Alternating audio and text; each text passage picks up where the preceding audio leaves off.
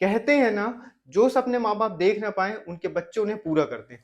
दोस्तों, आज आपके इस चैनल में मैं आपको बताने वाला हूँ एक सक्सेस स्टोरी, एक अपने ही क्लाइंट के माध्यम से, कि कैसे एक बच्चे ने थोड़े थोड़े पैसे जोड़ के एक प्लॉट लिया, उसमें घर बनाया और अपने माँ बाप का सपना पूरा किया।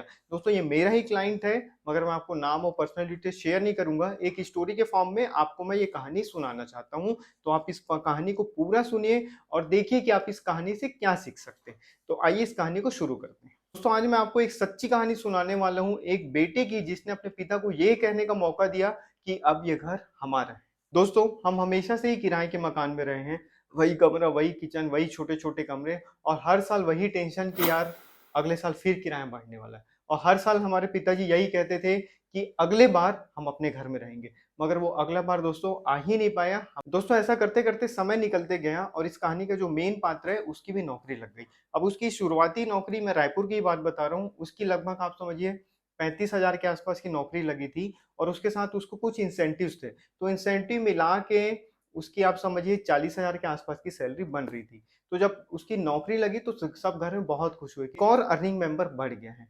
मगर अब उस लड़के ने क्या किया, उसकी नौकरी लगने के बाद क्या किया उसने, आप बताइए। आपकी पहली नौकरी लगती है तो आप क्या करोगे?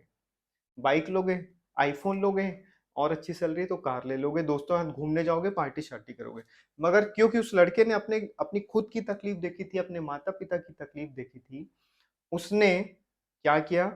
अब बहुत ध्यान से सुनिएगा, आज की जनरेशन के लिए बहुत अच्छी सीख है ये।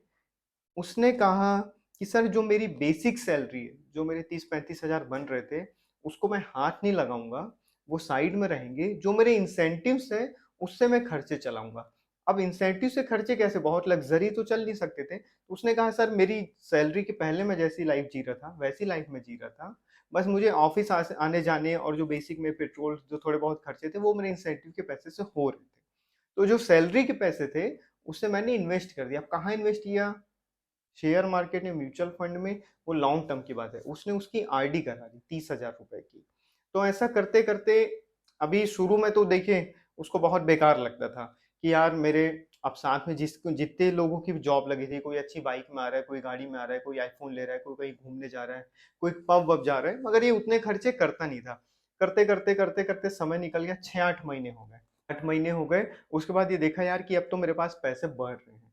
6-8 महीने के बाद समझिए 1 साल हो गया। 1 साल में इसके बाद 3-3.5 लाख के आसपास का रुपया जमा हो गया, क्योंकि रिकरिंग अकाउंट में 1 महीने का आपको एक्स्ट्रा मिल जाता है, मोटा मोटी एक ऐसा आता है। तो जब 3-3.5 लाख उसके बाद जमा हो गए, तो अब इसने किया, अब इसने प्लॉट देखना स्टार्ट किया। अब क्योंकि रियल एस्टेट का बेसिक तो कुछ आता नहीं था, तो ऐड वैड या किसी से सुन के देखता था कि यार यहाँ 300 रुपए में प्लॉट मिल रहा है, यहाँ तो 250 रुपए में प्लॉट मिल रहा है, सस्ते प्लॉट्स हैं। तो अब इसने हर संडे घूमने फिरने जाने के बजाय प्लॉट देखने जाना चालू किया। जब प्लॉट देखना चालू किया तो समझ आ रहा है कि कोई प्लॉट तो बहुत दूर है, किसी प्लॉट में रोड नहीं बनी है, कोई बोल रहा है कि यहाँ यहाँ पे रोड बन जाएगी, नाली बन जाएगी, कोई किसी प्लॉट का पेपर नहीं दिखा रहा है, कोई बोल रहा है मुझे एडवांस दे दो 5 लाख रुपए, मैं आपको 5 महीने में रजिस्ट्री कर दूंगा, कोई बोल रहा प्लॉट ले लो, मैं बाकी चीजें लीगल बाद में करा दूंगा, आप अभी पैसे दे दो। तो ऐसा करते करते 1.5 साल लगभग निकल गया। मगर देखते देखते, विजिट करते करते इसको बेसिक एक प्रॉपर्टी का आइडिया होने लगा कि यहाँ पे ये रेट होना चाहिए, यहाँ पे ये रेट होना चाहिए, ऐसा करते करते फिर एक दिन क्या हुआ, अचानक से उसने कहीं से यूट्यूब में मेरा वीडियो देखा, शायद उसको किसी ने सजेस्ट किया था। तो वीडियो देख के बाद वो एक दिन कॉल किया मुझे कि सर आपको मिलना, बोला आ जाओ यार। तो मैंने बोला फोन में क्या चाहिए तुमको, क्या प्रॉपर्टी लेनी है? वो बोला कि सर मुझे ना आपसे मिलना है। आया ऑफिस, वो अपने बारे में बहुत खुल के बताया, बहुत यंग लड़का है, बताया ये कंडीशन है, ऐसा ऐसा है, और मुझे इन्वेस्ट नहीं करना, मुझे आगे घर बनाना है, ऐसा कुछ आप प्रॉपर्टी सजेस्ट करो, और फाइनेंस भी हो जाए, पैसे मेरे पास इतने ही है, सैलरी मेरी इतनी है, कोई लोन वगैरह अभी मेरा चल नहीं रहा है। तो उसके हिसाब से हमने 3-4 लोकेशन उसको सजेस्ट करी, हमने जाके उसको लोकेशन दिखाई भी। फिर क्या हुआ, वो देखा कि हाँ ये लोकेशन में ठीक है। तो मोटा मोटी एक प्रोजेक्ट था जो अप्रूव्ड प्रोजेक्ट था टीएनसी से, रेरा से, यानी कि सारी सुविधाएं थी। नया प्रोजेक्ट वो लॉन्च हुआ था, डेवलपमेंट चल रहा था, कंप्लीट हुआ नहीं था। उस जगह उसको प्लॉट थोड़ा समझ आया। हमने उसको सजेस्ट किया कि यार तुम ना बहुत बड़े प्लॉट में नहीं जाओ, एक 800 स्क्वायर फीट का प्लॉट ले लो।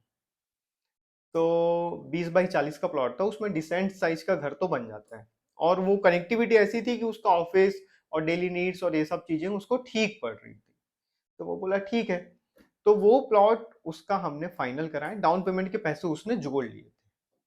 तो जब वो प्लॉट फाइनल हुआ तो प्लॉट लगभग हुआ उसका 1600 के हिसाब से 800 स्क्वायर फीट का प्लॉट उसका हो गया लगभग 13 लाख का। रजिस्ट्री वजिस्ट्री मिला के समझो 14 लाख का प्लॉट हो रहा था।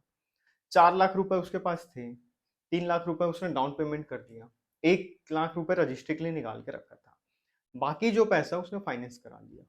तो उसकी किस्त बनी लगभग 11,000 के आसपास की, उसकी ईएमआई बन रही थी। क्योंकि यंग एज थी तो उसको ज्यादा दिन के लिए फाइनेंस हो गया, सिविल भी अच्छा था इसका। उसका प्लॉट फाइनल हो गया, रजिस्ट्री होने वाली थी। रजिस्ट्री के एक दिन पहले वो अपने फादर को लेकर उस प्रॉपर्टी में गया। उसके पापा ने कहा ये कहाँ ले आए हो बेटा। उसके बेटे ने कहा कि पापा अब अगली बार हमारा किराया नहीं बढ़ेगा क्योंकि ये जमीन हमारी। दोस्तों जब वो बता रहा था, मैं साथ में था, ऐसा इमोशनल मोमेंट था ना। उसके पापा ने आसमान की तरफ देखा, मुझे देखा और कहा कि आंखों में आंसू आ गए और पापा स्पीचलेस हो गए, वो कुछ बोल नहीं पाए। फिर उसके प्लॉट की रजिस्ट्री हो गई, ये सब चीजें कंप्लीट हो गई। डेट में मैं उसकी बात बताऊं तो आज उसके प्लॉट की कीमत जो है वो लगभग 20 लाख के आसपास हो गई है। उसने होम लोन ले लिया है और उसका घर का काम स्टार्ट हो गया है। लगभग मुझे लग रहा है कि इस दिवाली तक उसका घर कंप्लीट भी हो जाएगा। तो दोस्तों वो लड़का आज भी मुझसे ये कहता है कि भैया पैसे की बात नहीं है, पैसे से ज्यादा मुझे खुशी वो शब्द मिल के मिली जब पापा ने कहा कि अब ये घर हमारा है।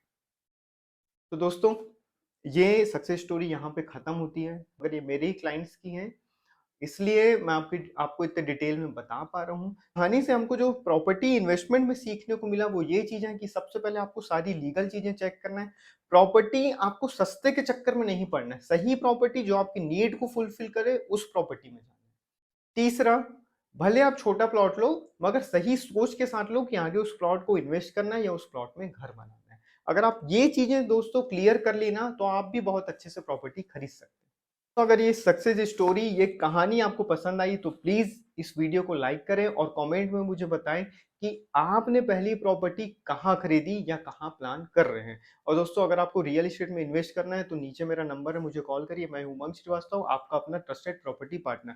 थैंक यू वेरी मच दोस्तों, मिलते हैं अगले वीडियो में अगले सक्सेस स्टोरी के साथ। Thank you very much.